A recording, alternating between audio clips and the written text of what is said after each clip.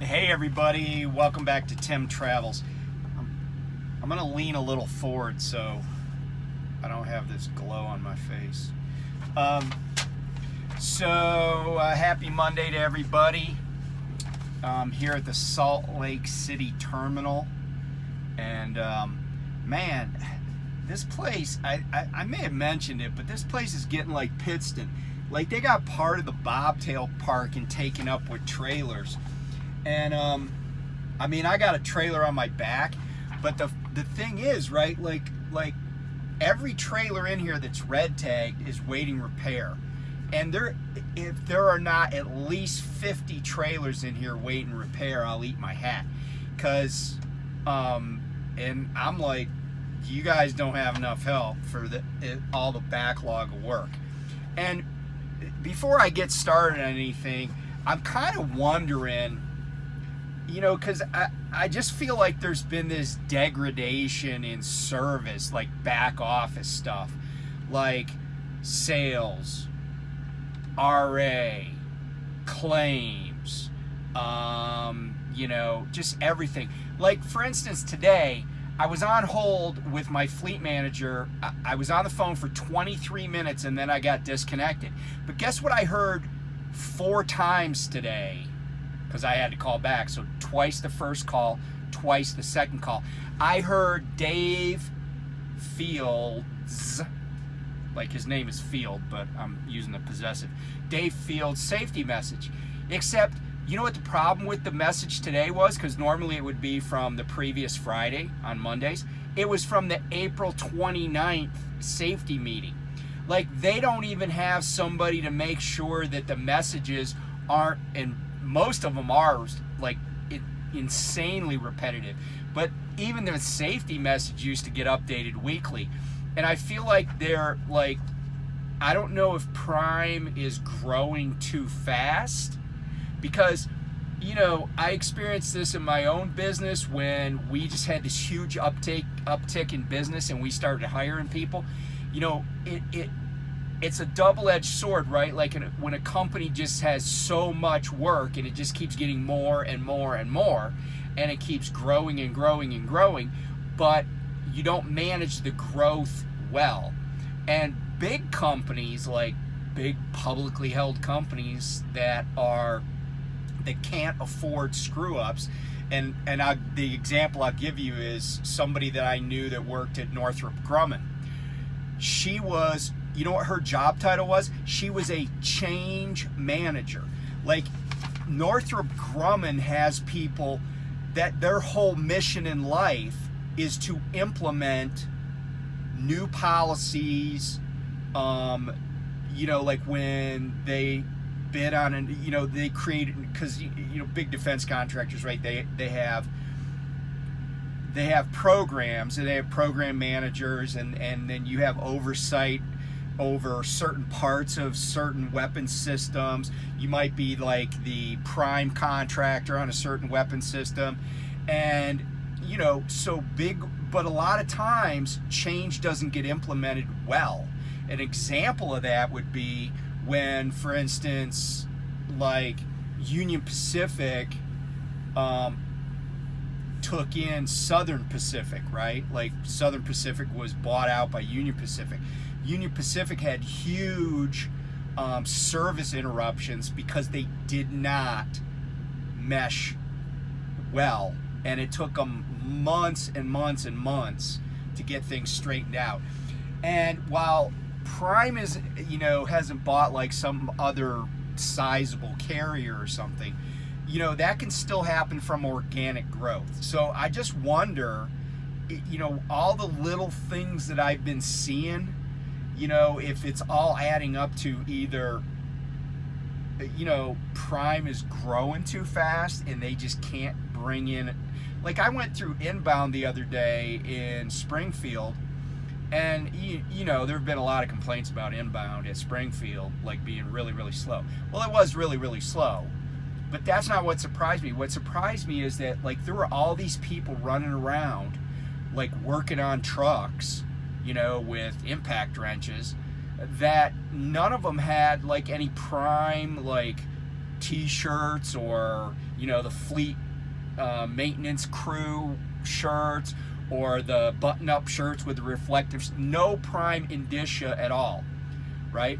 And this kid comes up to, it's like it was a Votech class, right? This kid comes up to me, and what he wanted me to make sure that I had done was, you know, release the trailer brakes, right? Have air to the trailer, which I don't set those anyway, because that's not what that red handle is for. But he didn't even know how to really ask me. Like, he didn't know the terminology that a truck driver would use to say, you know, can you make, can you make sure your brakes are released on the trailer, right? You make sure there's air to the trailer. And so anyway, I don't know if this is a symptom of it or what. It just seems like it's just, like, lately there's no parking space in Salt Lake City. And like I said, if you've been to Pittston when they have like 8,000 trailers there, you know what I mean. But it's getting, I mean, it's not quite as bad as Pittston because there's a little bit bigger footprint here. But yeah, they got like a dozen trailers over in the whole first 2 rows of the bobtail parking on the other side of the car wash, or truck wash, excuse me. Okay, so I want to talk about a couple of things today. I'm going to give you an update on what the People's Convoy has been doing, and none of it's good. But first, we're at 1,432 subscribers. Now, I did mention that I would kind of backfill a little bit, and I just happened to find something that happened in 1432 that actually backfills an important date or an important event from 1054. So anyway, oh, I'm on the wrong page. So anyway, 1439, is that what I said? Yeah, 1439. So on July 6th, and by the way, somebody said, hey, it would be really cool if you could have, here's what happened on this day. And my response to that was, we're probably gonna have to catch up a little bit, because, you know, honestly, if you read history going back to ancient history and then, you know, like medieval history, the Dark Ages, you know, and the Dark Ages are called dark not because there wasn't any sun, but because there wasn't anything being recorded, writing, right? You got to remember that, you know, school, even as late as the 17 and 1800s, a lot of people were illiterate, and only wealthy people went to school because, you know, there were no public schools. So there wasn't this notion that everybody should learn to read and write, and, you know how to divide fractions or whatever. So anyway, you know, just knowing what went on, I mean, if you do significant, deep historical research, you can start piecing things together. But and you can kind of know the years, but unless there was somebody that was literate that was recording it, it's almost impossible to know for certain when something happened. And I'm going to tell you a quick anecdote that kind of illustrates that. So my first year in law school, you know, among the first year classes that you take in law school is property, and it's just called property. Property 1, property 2, right? It's the whole, it's the basis for all, like, you know, mortgage law, deed and title law, everything that we kind of have today, and it's based off the English system, you know, like our common law is. Now, there's a few exceptions to that, and we'll actually talk about the code of, and I always say this guy's name wrong, Haram, forget about it. I have to see it to say it. Hammurabi, the Hammurabi code. So anyway, but in property, I had this professor, his name was Garrett Power, and he was getting on in years when I had him, and this was in like 1999 is my first fall of 1999 was my first semester of law school. But anyway, Garrett Power, and this guy had been like a lawyer so long that he did not have a JD. Okay, he had an LLB, which was a Bachelor of Laws, and then he later went and got an LLM, which is a Master of Laws, but he didn't have a Juris Doctorate because they didn't, and I think he went to like Columbia, like he went to good schools. He was a law professor. So that's how long he had been around the law. So anyway, he used to tell his story about how in feudal England, they would convey property. And property would be conveyed literally by giving somebody a piece of the property, like a ceremonial thing. They would like dig up a piece of the soil and hand it to the guy that was getting the title to the property. But the problem is they didn't have like written records.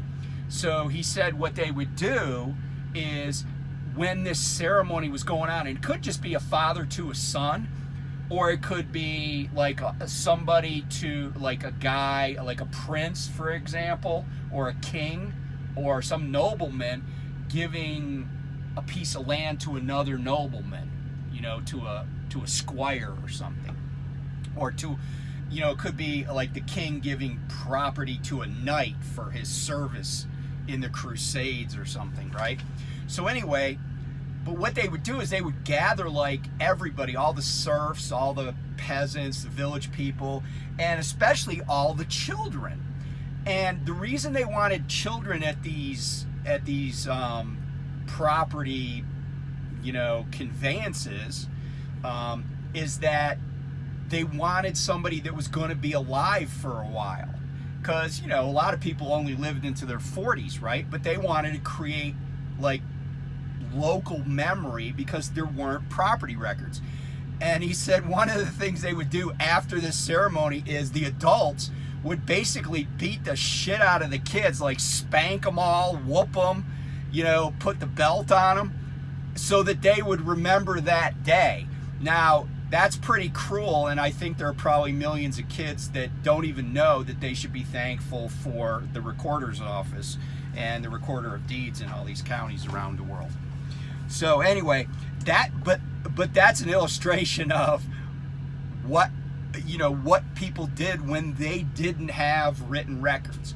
So, without further ado though, at least Wikipedia says this event happened on July 6th. So we're kind of close to it in 1493. So this past July 6th was the 508, and I actually calculate this, 583rd anniversary of Pope Eugene IV. Now, I don't know what the other three before Eugene's did.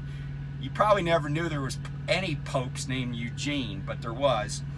Pope Eugene IV on July 6, 1439, issues what is called the Bull of Union with the Greeks. Bull, B-U-L-L, of union with the Greeks. So let me just tell you what bull means first, because I knew that he wasn't talking about a bull, like a giant, a male cow, or you know what I mean, a male bovine, I should say. So a bull, or a papal bull, because he was the Pope, right, is a public decree from the Pope, okay? And so then to kind of break this, translate this, parse this, so a papal decree of union, meaning, and it really would have been reunion, would have been a better word, right? But union with the Greeks. The Greeks refers to what we now call the Greek Orthodox Church, or the Eastern Orthodox Church. And this was to reverse an attempt to reverse what had happened in 1054, which was the Great Schism, or the East-West Schism. Now, and what the Great Schism is that there were, there used to just be one Catholic Church, right? But the Catholic Church kind of empire was so big that there were like the Eastern and the Western branches of it.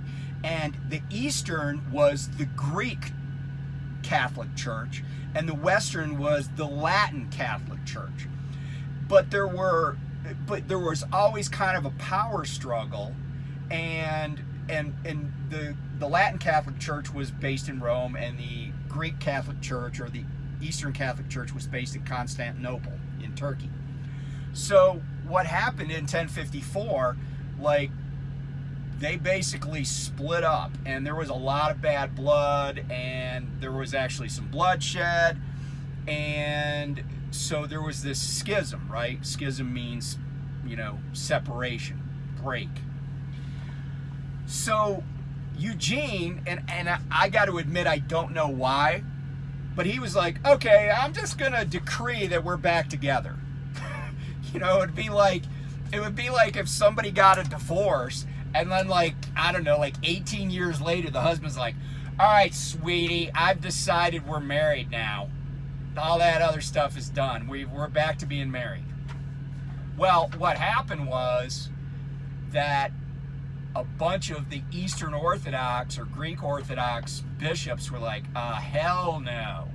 And just to update you, that's still the case, right? 583 years later, there's still two separate churches, right? The Roman Catholic Church, the Eastern Orthodox Church.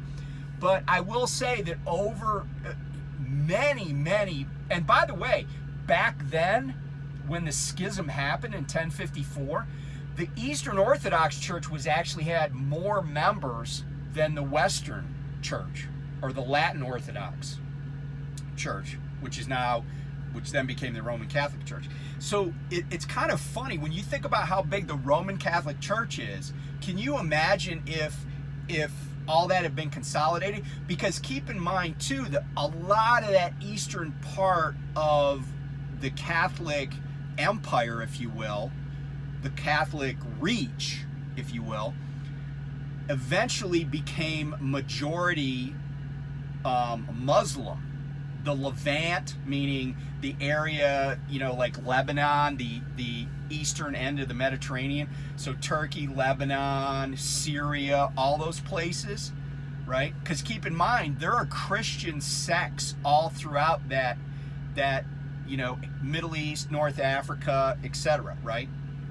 So there are Coptic Christians and different sects, but so the Eastern Church kind of shriveled over time.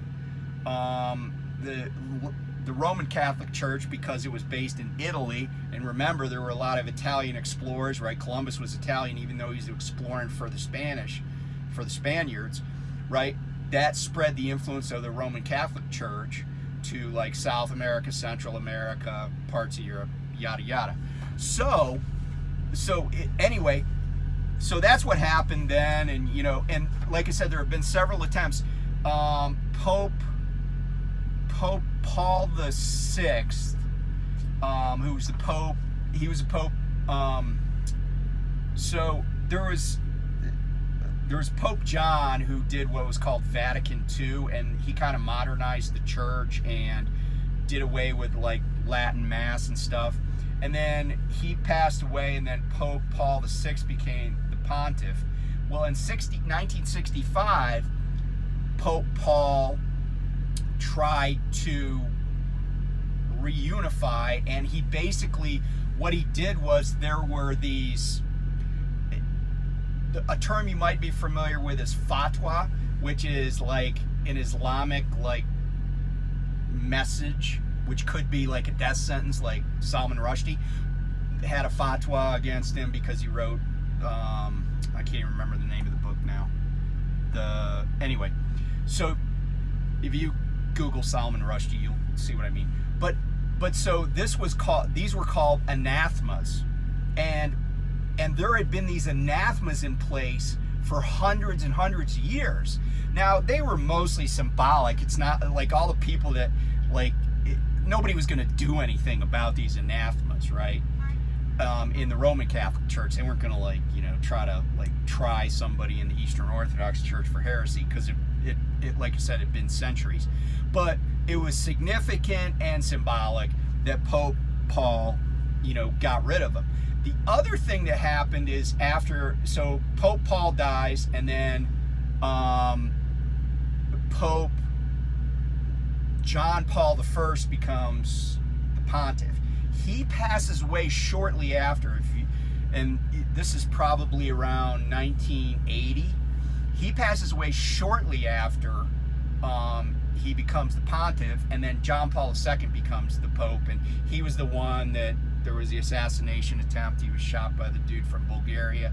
Well, anyway, John Paul II, over a number of years and in different acts, tried to mend fences and stuff like that. But this Great Schism is still the Great Schism.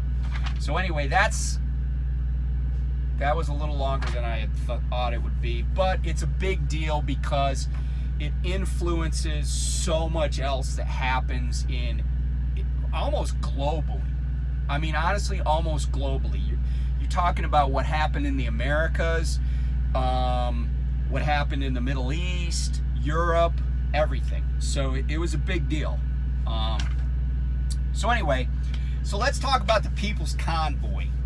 So several things are going on. So apparently there were 13 guys driving around in trucks, and each of these trucks was supposedly dedicated to some service member that lost their life in Afghanistan. And I think it was, anyway, I don't know if they had clearance from anybody's families, but I don't think these guys cared anyway.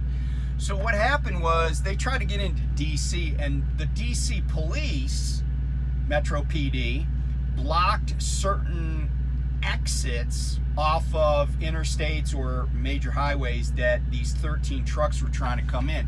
So these 13 trucks, and I don't know if it's individually, like these people individually, or under the auspices of the People's Convoy, have sued the District of Columbia, saying that their First Amendment rights were violated. The district has filed a motion to dismiss. I mean, I'm not sure that this is going to go anywhere. And, you know, even if it does, you know, like the district in their motion to dismiss pointed out that there were like a gazillion other entries to the district for somebody to exercise their First Amendment rights. And there were, right? Because these guys could have like driven to, I don't know, like Rockville, Maryland, and just rode the metro downtown. You know, they could have rode, hell, they were out in Fredericksburg, they could have ridden the MARC train down to Union Station, right? There's commuter rail. I used to take it. Not every day, but I would take it. I've ridden the metro a gazillion times, right? It's pretty easy.